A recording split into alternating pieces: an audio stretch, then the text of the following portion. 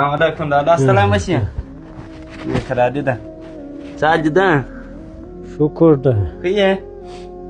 چیرې یاست خدا میاس باندې مې نه یاست لیدلي کار پسې وتلي لالا صاحب شکر خدایه شکر کار پسې و لالا چې خو نو باید کارونه وکړو کارونه وخت ته دغه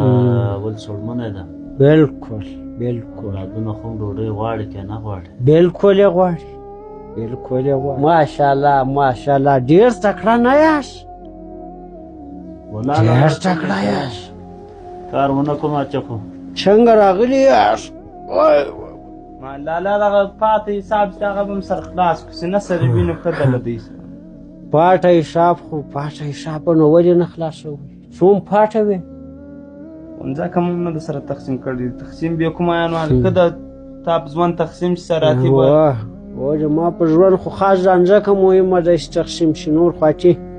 نه ښه مهم دي نه بد نه خوشحالي نه یوه پوښتنه نه یو کرامت دی هغه یو نیم جریب ځمکه ښي هغه خو ما لالا ته ورکړې یا ځو بل سو بیا دغه ځمکه په شپه دې ما کړي کور دې ودان زه دې نتیجې ته ورسېدم چې دغه ګډون دغه اتفاق باندې زور وګرله کېنستا کول لا خبرې کول لا یو خفه کول ضرور نه ده زه په دې باندې پوه شوم چې هرې ورته دې ښځه کوله او جلا یې کې دا یو وصیت دې ما ټول ومني په ګډون کې دا خیر نشته هغه هلک دغه 2 کاله کېږي مسافر ده تاسې ته یې راګټي تاسې په 10 بجې راجګېږئ نن دغه د سهار وختي ما ته را رسېدلي یاست او دا یوه میاشت په کارو خاوې لګوئ هلی شایال وږی شو ځکه تاسې جلا شوئ اوس په دې باندې پوه شوئ چې کار کول څه معنا یو بل به رالېږلې تاسې به خوړې چې درسه به مې چې پورته شئ چې خدای په خاطر یو غم خادي ته به نه پورته کېدئ خو نن چې جلا شوئ نن مې جلا کړئ هر یو خوې لګوئ او پورته حساب به څنګه شي پسې راغلی یاست ښه خبره دا ده چې هر سړی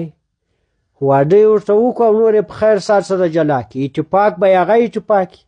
یو بل به یادېږي یو په بل پسې به خفه مي دلته موږ په ګډون کې یارې ښه له کرک ورسره ډک کړو ښه یو د بل عکس سره وخورو بیا یې جلا کړو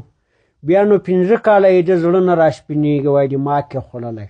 ښه خبره دا ده چې ډېر په لومړیو په پیل کې سره جلا شئ او ور یو خپل مسؤلیت ومني